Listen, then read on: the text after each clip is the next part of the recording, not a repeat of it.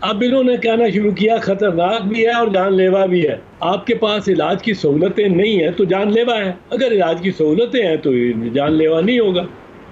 تیسری بات یہ ہے سمجھنے کی کہ یہ مرض اور یہ وبا اور یہ جو انفیکشن ہے یہ کہیں نہیں جا رہا، یہ ختم نہیں ہو رہا. اور ویکسین آئے گی کہیں گے کہ جناب یہ تو آپ کی فلاں طاقت کو اور فلاں طاقت کو اور اپاہج کر دیں گے بچوں کو. وہ پولیو کے خلاف کس طرح اسکیم بنائی ہوئی ہے، اور ایسے ایسے جاہل لوگ بیچ میں آئیں گے اور باتیں بنائیں گے اور کریں گے.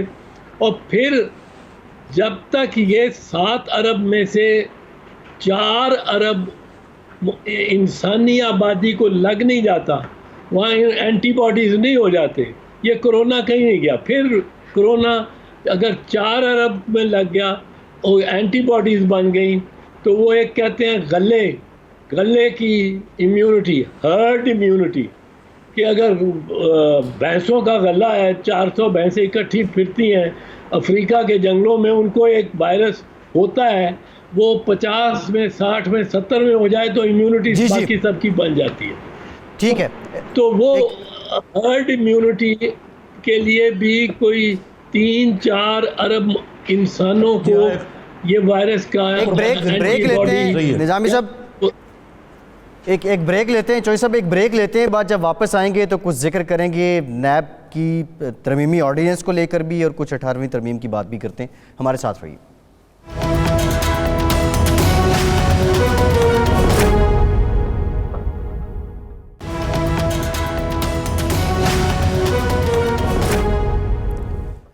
بریک کے بعد ایک بار پھر سے آپ کو خوش آمدید کہیں گے. چودھری اعتزاز احسن صاحب بھی ہمارے ساتھ موجود ہیں. چودھری صاحب آپ سے بھی گفتگو کرتے ہیں. نظامی صاحب، یہ سارے باتیں اپنی جگہ ہیں. اس وقت کرونا کو لے کے قوم میں خوف بھی ہے، لوگ متاثر بھی ہو رہے ہیں، حکومتوں میں بحث بھی جاری ہے، لیکن اسی ساری بحث میں 18ویں ترمیم ایک دم سے بیچ میں امڑ آئی ہے. اور جواز یہ ہے کہ ابھی جو صوبے ہیں وہ ان کی کارکردگی ایکسپوز ہو گئی ہے، انہوں نے اس طرح کام نہیں کیا 18ویں ترمیم کے بعد. یہ بحث ایسے موقع پہ نظامی صاحب کیوں اٹھی ہے؟ جی یہ انتہائی بے وقت ہے، اور چودھری صاحب تو خیر اس پروسیس میں شریک رہے ہیں جو 18ویں ترمیم اور NFC کے ایوارڈ کی ہے، ان کے دور حکومت میں ہوا، اور بڑا ترہ امتیاز ہے، اور پاکستان کی 73 کے آئین کو اس کی اصل شکل کی طرف بحال کرنے کا ہے. لیکن یہ ایک ایسا جن ہے جو جن میں کہہ رہا ہوں، جس طرح جو لوگ اس کو جن سمجھتے ہیں کہ اس کو میرے خیال سے اب دوبارہ بوتل میں بند کرنا جو ہے نا، اس کا ہو تو سکتا ہے لیکن کافی کولیٹرل ڈیمیج کے ساتھ ہوگا. جی چودھری صاحب. جی بحث کی کوئی ضرورت اس کی نہیں ہے، کوئی ہو نہیں سکتا. پاکستان پیپلز پارٹی کلیئرلی کہتی ہے کہ 18ویں ترمیم کو ہم نہیں چھیڑنا چاہتے، نہ اجازت دیں گے. جس مطلب مداحمت کریں گے جس حد تک کرنی ہے کریں گے. مسلم لیگ نواز نے، شہباز شریف نے کہہ دیا ہم نہیں چاہتے.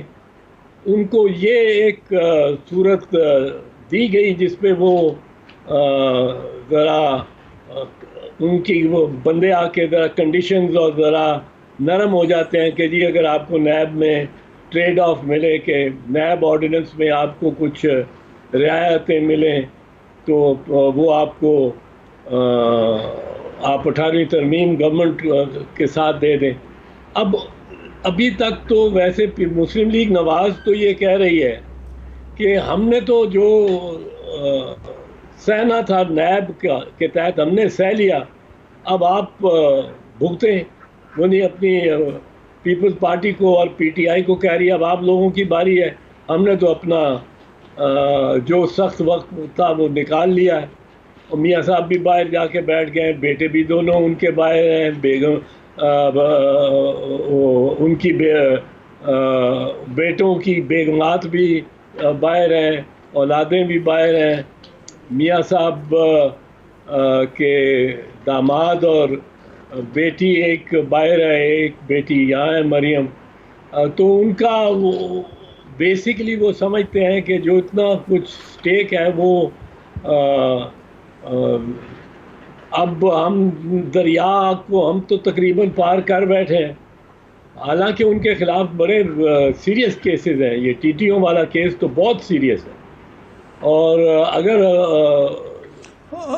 جی جی نیب اگر سنجیدہ ہو تو ان کے خلاف وہ چلائے اس کی سب چھوڑ کے. پر چودھری صاحب یہ بتائیے نیب بھی کہ یہ بتایا کہ آج کل شہباز شریف صاحب بہت چہک رہے ہیں، مختلف میڈیاز پہ آ رہے ہیں.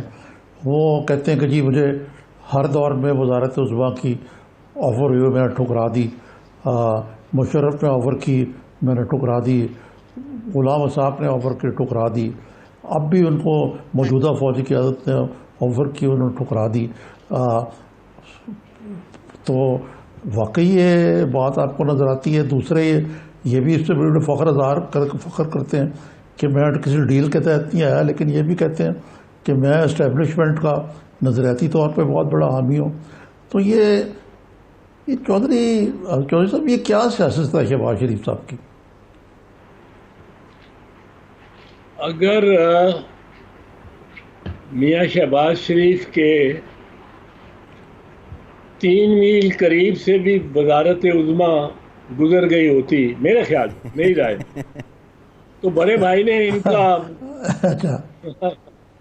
سیاسی کباڑہ کر دینا جس طرح بھی کرتے.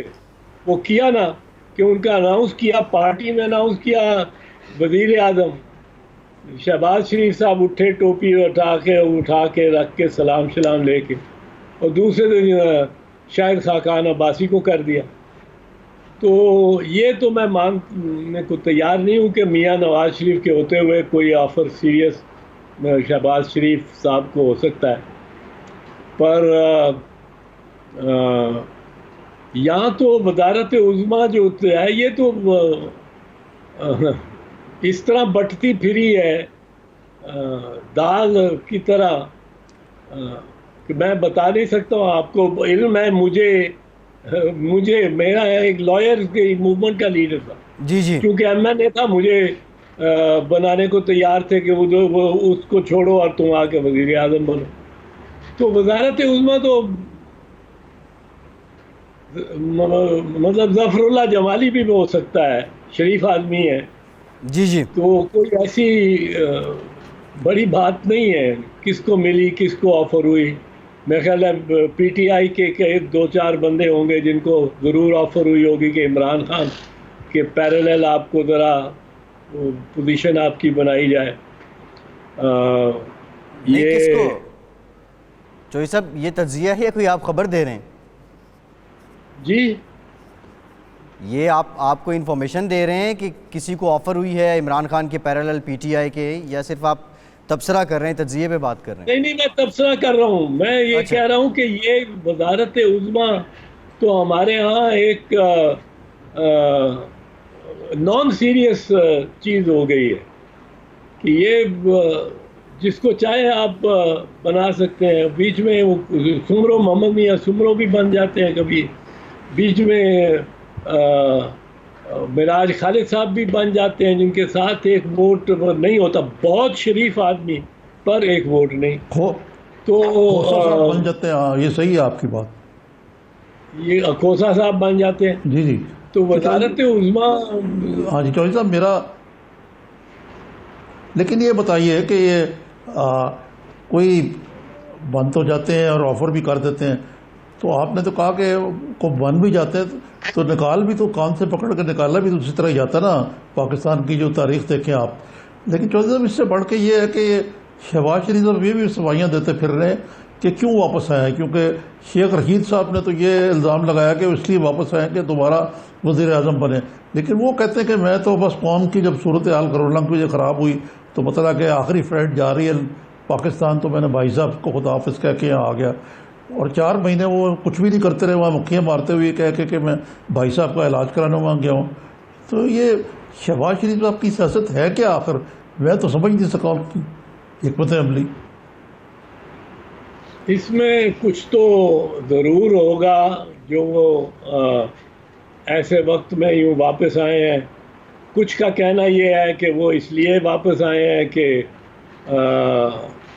ساری سیاست مسلم لیگ نواز کی جو ہے وہ مریم بھتیجی نہ لے جائیں اور کنسالیڈیٹ کر لیں، تو ہی شوڈ کم ہیئر. کچھ کہتے ہیں کہ وزیر اعظم بننے کے لیے آئے ہیں اور وہ ہی واز گیون این ایشورنس کہ وزیر اعظم بناتے ہیں آپ کو. اب یہ شیخ رشید یہی کہتے ہیں کہ میں ان کا بڑا دوست ہوں.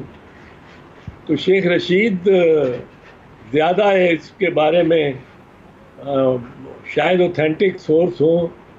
میری تو میاں صاحب کے ساتھ کوئی یاد اللہ زیادہ نہیں ہے جی، تو میں تو کچھ نہیں کہہ سکتا.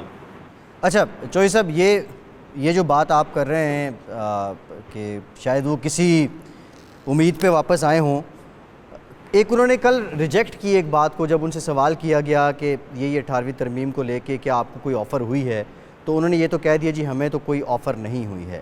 باقی نیب پہ معاملات پہ ان کے جو اپنے شکوے تھے وہ سارے انہوں نے بیان کیے. لیکن اس سارے ماحول میں جو اپوزیشن میں ایک دراڑ ہے، اور مولانا فضل الرحمان کی رہبر کمیٹی بھی تھی، وہ ایک اتحاد بھی تھا، اب وہ نظر بھی نہیں آ رہا. کیا یہ اتحاد اتفاق پھر سے قائم ہو سکتا ہے، یا پھر سے ہر پارٹی اپنا اپنا بچاؤ اسی کو مقدم سمجھے گی؟ میرے خیال میں مولانا فضل الرحمان والی بات تو بالکل ہی بدقسمتی سے مصنوعی تھی.